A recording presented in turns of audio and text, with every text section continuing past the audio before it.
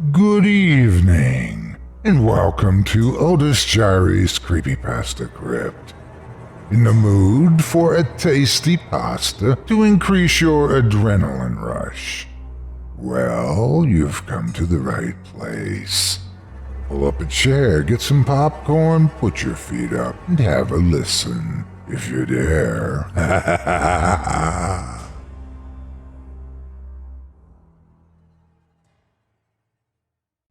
Abigail's Run by Tom Farr. Narrated by Otis Jiry. October 31st, 1691. "Hurry," Deliverance whispered, her voice softer than the light breeze which tousled her lank gray hair. "Bury it, child. Bury it deep." Tucking a wayward strand of raven hair behind her ear, Abigail continued scooping up handfuls of soil and tossing them into the hole. Tears streaked her dirty cheeks, and her thighs were still damp with warm blood and tar-like ichor from the birthing. She glanced at her mother and felt a twinge of fear at the worried expression upon the older woman's face, a usually unreadable mask, completely devoid of emotion. The thing in the hole squalled and shrieked with its newborn lungs, sending another chill of fear down Abigail's spine. A spindly arm protruded from the dirt, grasping weakly at thin air before falling limply away. Sobbing, she dropped huge clouds of soil atop it, until only its twisted spine and snake-like nose could be seen. Soon even they were gone, and the hole was filled once more. "Come, girl, we must be away," Deliverance chided, putting an arm around her stricken daughter and leading her out from beneath the overhanging branches of the willow tree and back towards the house. "It is done now. It's over." Abigail Hobbs, having buried her firstborn mere hours after its birth, could do little more than weep at the horror of it all. October 31st, 2005. Scores of children filled the streets. Vampires, werewolves, ghouls, and gremlins galore. Sheeted ghosts gamble beneath the hazy glow of streetlights, and luminous skeletons cavort amidst the shadows. And look, over there, next to the birch on Miss Reeves' lawn, why, is that the Frankenstein monster? There he goes, staggering onto the sidewalk with a stiff-legged gait, his torn suit jacket flapping in the wind, and his candy bucket swinging side to side. A clown in a pair of voluminous yellow pants dashes past him in a blur of color, a painted, pallid mask with a bouncing red nose, the curls of a garish purple wig bobbing with each step. Jack-o'-lanterns stand sentry on every porch and doorstep, taking in the colorful procession of costumes with gouged triangular eyes that flicker with a faint orange light. A gust of wind billows along the gutter, kicking up sun-bleached crisp packets, golden autumn leaves, and a tattered yellow flyer. Witchcraft Heights Summerfete, a bold type headline reads, below which the date, August 12th, is printed in flamboyant primary colored lettering. But of course, those dog days of summer are long gone. The days have grown shorter now, and long-legged shadows chase laughing children home from school, kicking up golden-brown storms of autumnal foliage as they play. And as the spawn of daylight withers and dies, so does the dark majesty of the bleakness ahead begin to bloom. The summer is dead and buried. The city is slipping into winter's cruel grasp, where it will remain, a frozen snowflake of concrete and glass, until the thaws of spring. Now is the time when the darkness beneath the bed and the gloom beneath the stairs take on an altogether more sinister undertone. The time when the creaking you hear while tucked beneath the covers could easily be something with far too many limbs scuttling stealthily towards you. The time for ghost stories to be recounted in dimly lit bedrooms as the wind howls outside and rain sprays the window. Tonight is Halloween, and Brandon Knight is running late. Out of work by 7 and home by 7:45, with just enough time to shower and freshen up before meeting his girlfriend, Kathy. That's the plan, and everything's running on schedule until a pair of young mothers arrive in search of outfits for their toddlers. Of course, they spend 25 minutes debating whether to dress the excitable children as pirates or astronauts before predictably settling on a pair of witches instead. And of course, it is 20 past 7 by the time Brandon has ushered the squealing children from the store and locked up. So now a quandary presents itself. Does he rush home to shower and run the risk of showing up late? Or does he head over to Kathy's place, early but smelling like something stagnant that has crawled from the depths of the town dump? It's the clothes that finally do it for Brandon. He can't take Kathy on a date in his Craft Castle uniform. After all, isn't it bad enough that he spends 8 hours a day, 5 days a week, wearing a cap so orange it's practically luminous, and a lime green polo-trimmed shirt with sunburst yellow? He's almost resigned himself to the fact that he'll be arriving late at Kathy's when inspiration strikes. Hugh will take the pumpkin trail, the grinning pathway. He will walk the witch's draw. To hell with the stories. Something flitted across the edge of his vision, a scuttling mass of pale, stick-like limbs. And to hell with the fact that they kept him awake for hours when he was younger. Right now, the path through the pumpkin patch that grows almost the entire length of the vacant lot between East Willamette and Mill Street has one distinct advantage which illuminates Brandon's mind like a spotlight. It cuts his journey down from 45 minutes to a mere 25. Perfect. He'll definitely make it on time now. So, instead of crossing, Brandon hangs left on East Willamette. A gaggle of zombie cheerleaders giggle as he passes them by, their prom queen faces and coltish legs stained crimson with streaks of gore, but he pays them no heed, and throws only a perfunctory glance over his shoulder upon arriving at the high-boarded wooden fence. I could hear them whispering to me. They had mouths that nobody had carved, before stopping at the loose plank that every kid in Salem knows, the one that every kid in Salem avoids. When he was younger, on the days he'd been late out of school and the shadows had grown long, he would run past that tilted piece of wood as fast as his feet would carry him, convinced that something sinister lurked beyond. But of course, that was years ago. Tonight, he simply holds the plank aside and squeezes his slim body through the gap into the vacant lot. The black asphalt trail at Brandon's feet snakes ahead of him like a discarded licorice whip, curving around an old blackened tree stump before disappearing into the impossibly tall stalks of corn. Most of them are little more than shriveled brown husks now, wilting and falling apart, but they are still packed tightly enough to obscure whatever lies beyond them. Brandon pulls his hood up, adjusts his rucksack, and bowls on ahead. Back on East Willamette, the teenage zombies are heading to a house party a couple of blocks over. Jennifer Fisher, an ample-chested med-school student dressed as an undead nurse, lingers to peer into the gap in the fence the guy in the flannel jacket just ducked through. She thinks he's sort of cute and likes the way his wavy hair hangs down past his shoulders, despite the dorky-looking cap he's wearing. If he slipped behind there to smoke a joint or something and is still there, then she'll invite him to come along with him. She leans forward, and sure enough, there he is, squatting with his cap off and his back to her in the shadow of something that looks a lot like stalks of corn. Jennifer grew up in Williamsport, Pennsylvania. She's never heard the stories about Abigail's Run. She doesn't know any better. She calls out to the boy, and his head whips around to face her. A long, scabrous tongue rasps across a lispless mouth. Maggots writhe amidst decaying flesh, and a fly with a swatted wing crawls laboriously across an unblinking eye. Something terribly thin, crouched on stick-like limbs, with faint wisps of hair hanging from its mottled scalp, turns its gaze upon her. The bottle of Smirnoff Ice she had been carrying slips from her grasp and shatters on the pavement, drenching her new sneakers and slicing her ankles. The thing that Jennifer mistook for a boy darts away into the gently swaying stalks, and only then does Jennifer realize the source of the shrill sound she can hear. It's her. She's screaming.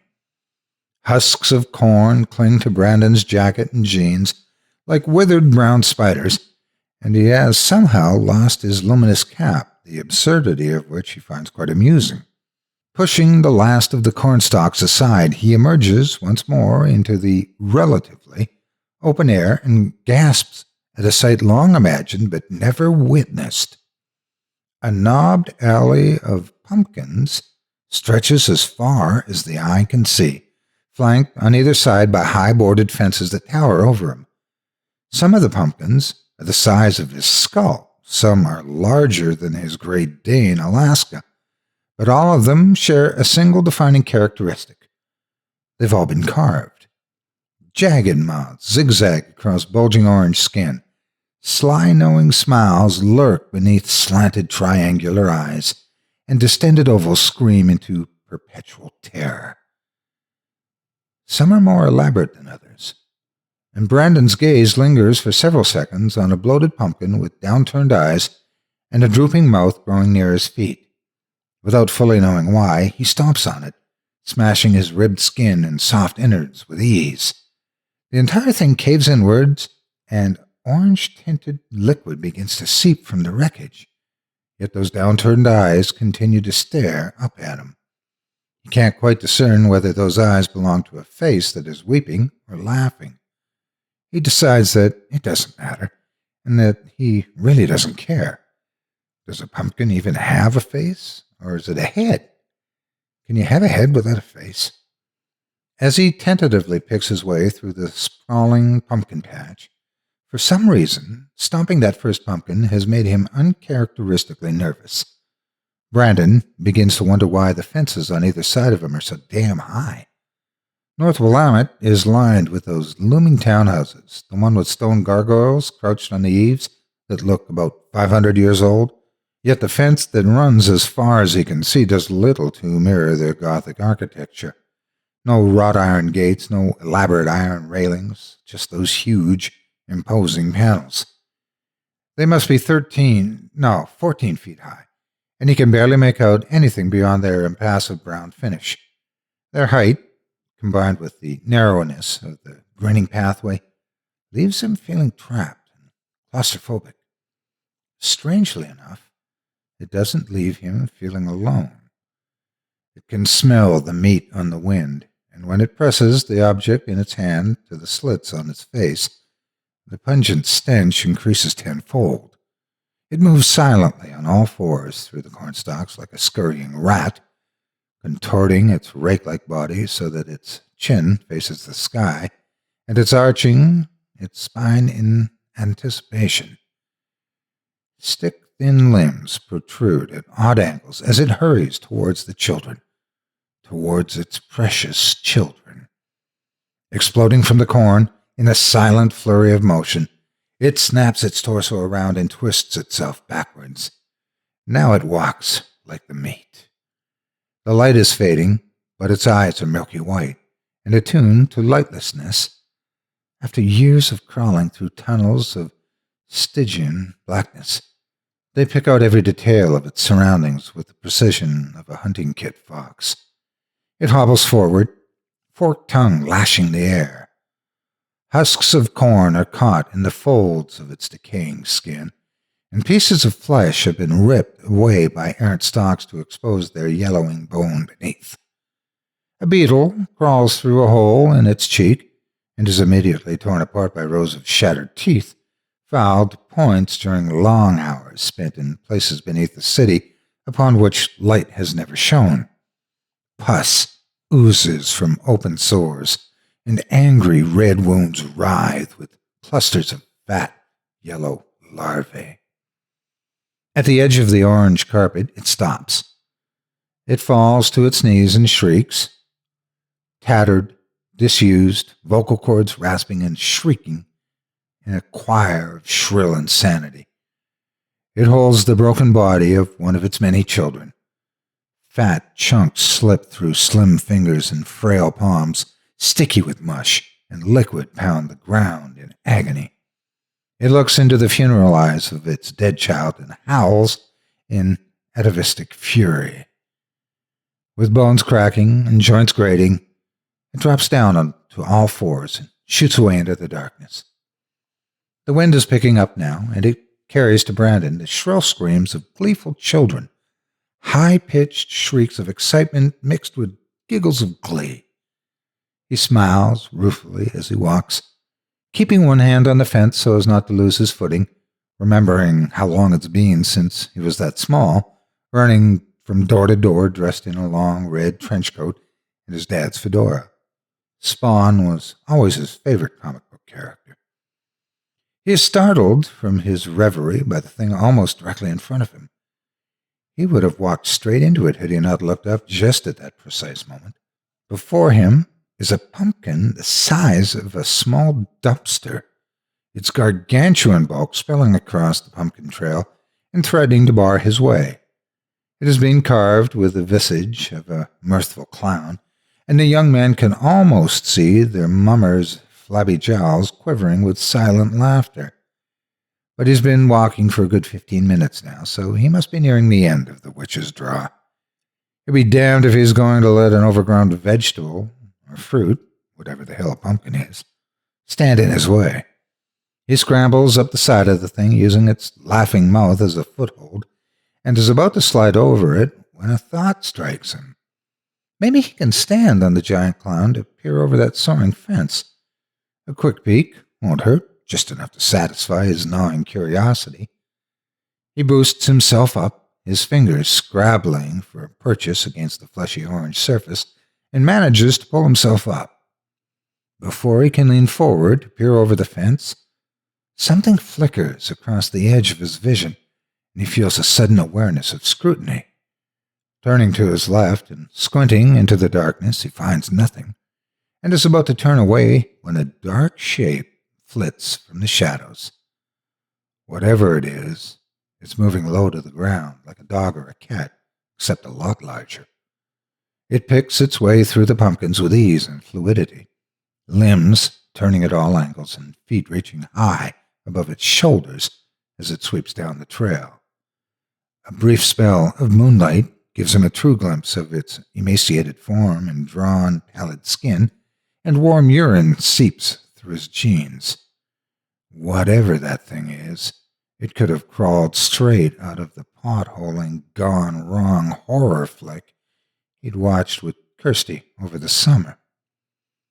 Brandon loses sight of it, and for a second he allows himself to believe it an imagined terror, one born of far too many Hellraiser comics and late-night readings of Clive Barker novels. Then the creature leans forward, squatting atop a lumpy pumpkin, and looks straight at him. Unable to process the horror of its face, Brandon snaps his gaze downwards toward those terribly thin arms and balks at the familiar orange cap clenched in one of its hands. Before it has even begun to scuttle towards him, Brandon is leaping from the giant pumpkin and sprinting in the opposite direction. From the window of 168 North Willamette's drawing room, Augustus Dow, seated in a plush leather recliner, watches his red Doberman Pinscher Maxwell lope about the garden. He takes a sip from the glass of bourbon cupped in his hand, his watery eyes never leaving the hound. In the process of ferreting through the carefully maintained bushes lining the rear of the garden, the Doberman freezes, its wiry body going rigid and its ears standing erect, and whips its head to the side. Seconds later, it launches itself at the fence, standing on its hind legs with its forepaws scrabbling against the wooden panels and barking ferociously. Augustus's attention immediately shifts to the top of the fence, scanning the wicker dolls that hang lifelessly there. He lets out a deep breath he hasn't realized he is holding after counting the 7th doll. Yes, they are all there. Everything is in place, meaning that his property, and by extension his family, are protected. Whatever is going on beyond his boundaries is none of his business, nor is it any of his concern. "Augustus, bring Maxwell inside, will you?" his wife, Constance, asks from the landing. "He's making an ever so frightful racket." "Of course, dear," Augustus replies, glancing a final time at the wooden wire constructs dangling from the fence before turning away. "I'll fetch him in right away." Brandon, his uneven breathing becoming ragged, finds time between bouts of mind-numbing terror to curse himself for dropping out of phys ed. If he'd never met Kathy in the art block that night and subsequently decided to switch subjects, perhaps he wouldn't be so damn unfit. The thoughts of her spurs on him, though, allows him to draw upon reserves of energy he had thought long since expended.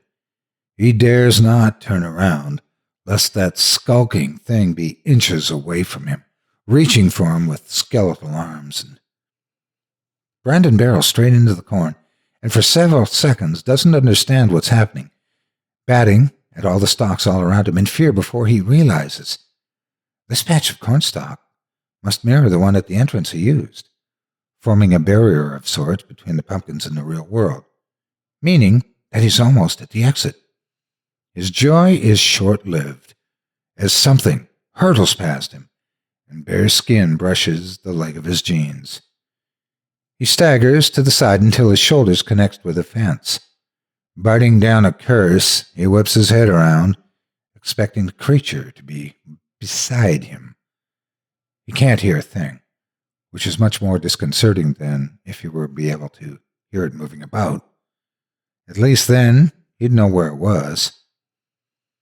With his back to the fence and one splayed hand feeling the way forward, he inches slowly to the left, fearful of making even the slightest sound.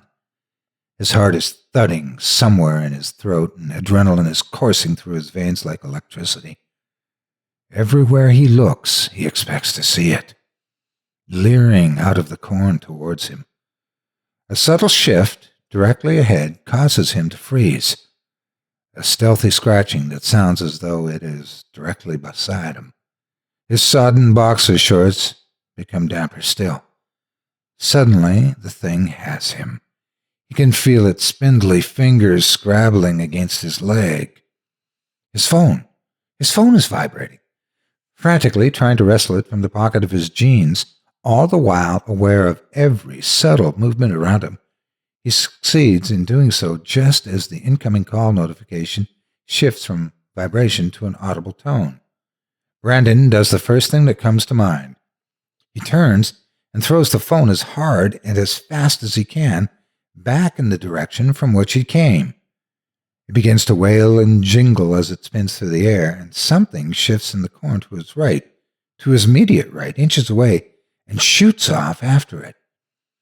All pretense of stealth abandoned, Brandon smashes his way through the corn, bursting free of the clinging stalks seconds later, and almost running headfirst into the chain-link gate that bars the exit onto Center Street. There are signs covering the gate, so he can't see them, but he can hear the blessed sounds of children shouting, parents chatting, and sirens wailing. Even the incessant hooting of an impatient taxi driver sounds like music to his ears. Brandon scrambles up the chain link and thuds down onto the pavement, narrowly missing a passing group of children and their parental escorts, who throw him scornful, "You should know better at your age," looks, seconds before something crashes against the gate from the other side. He whips around, horrified, and begins to back away as various sections of the chain-link fence begin to subtly sag inwards as though something were testing for a point of weakness. He can't see anything through the gate. Signs and notices, covered entirely, having been crammed together side by side. "Warning, construction in progress," one reads. "Unsafe surfaces," screams another in bright red lettering.